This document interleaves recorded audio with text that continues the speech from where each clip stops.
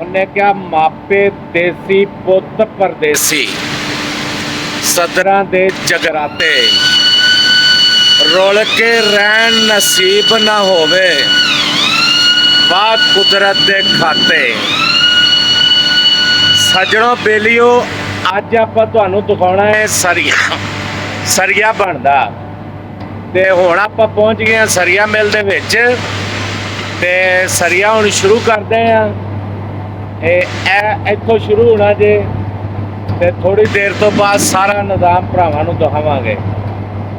ਇਹ ਆਪਣੇ ਨਾਲ ਹਕੀਮ ਅੱਗੇ ਤੁਹਾਨੂੰ ਦਿਖਾਇਆ ਸੀ ਨਾ, ਇਹ ਵੱਟੂ ਸਾਹਿਬ ਨੇ, ਇਹ ਵੱਟੂ ਸਾਹਿਬ ਨੇ, ਇਹ ਉਸ ਇਲਾਕੇ ਦੇ ਆ, ਜ਼ਿਲ੍ਹਾ ਪਾਕਪਤਨ ਸ਼ਰੀਫ ਦੇ। ਬਹੁਤ ਅੱਛੇ ਬੰਦੇ ਆ ਤੇ ਬਹੁਤ ਨਾਈਸ, ਬਹੁਤ ਗੁੱਡ ਬੰਦੇ ਆ। ਇਹ ਹੁਣ ਜਿਹੜਾ ਨਾ ਆਪਾਂ ਤੁਹਾਨੂੰ ਦਿਖਾਣੇ ਸਰੀਆ ਬਣਦਾ ਹਨ। ਕਰੀਬ ਇਹ ਮਿੱਲਾਂ ਚੱਲ ਗਈਆਂ ਜੇ, ਮਸ਼ੀਨਾਂ ਚੱਲ ਗਈਆਂ ਨਜ਼ਰ ਆ ਰਹੀਆਂ, ਇਹ ਚੱਲ ਰਹੀਆਂ ਮਸ਼ੀਨਾਂ।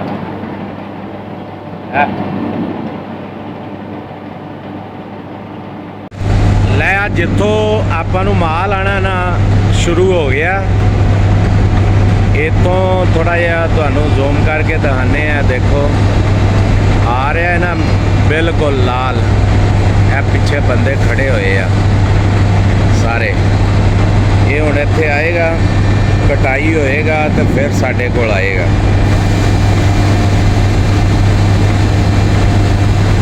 ਇਹ ਪਹੁੰਚ ਰਿਹਾ ਆਸਤਾ ਆਸਤਾ ਨਾ, ਤੇ ਇਹ ਇਨਸ਼ਾਅੱਲਾ ਤੁਹਾਨੂੰ ਅੱਜ ਸਾਰਾ ਸਰੀਆ ਬਣਦਾ ਦਿਖਾਣਾ। ਜਿੰਨਾ ਹੋ ਸਕਿਆ ਨਾ ਅੱਜ ਸਾਰਾ ਹੀ ਤੁਹਾਨੂੰ ਦਿਖਾਣਾ ਜੇ, ਤੇ ਕੋਸ਼ਿਸ਼ ਕਰਨੀ ਆ ਸਮਝਣ ਦੀ। ਆ ਦੇਖੋ ਨਾ, ਹੁਣ ਉੱਥੇ ਕੈਂਚੀ ਲੱਗੀ ਹੋਈ ਆ, ਉਹ ਕੱਟੇਗੀ।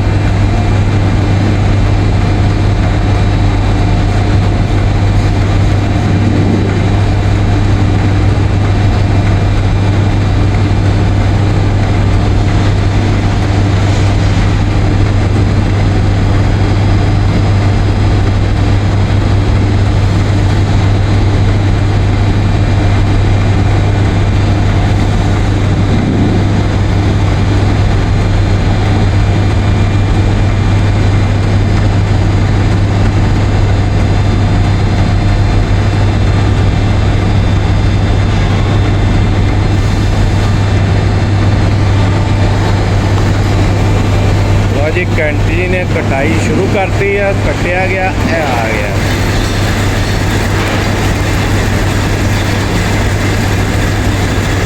हुण इत्थे साडे कोल आएगा ना,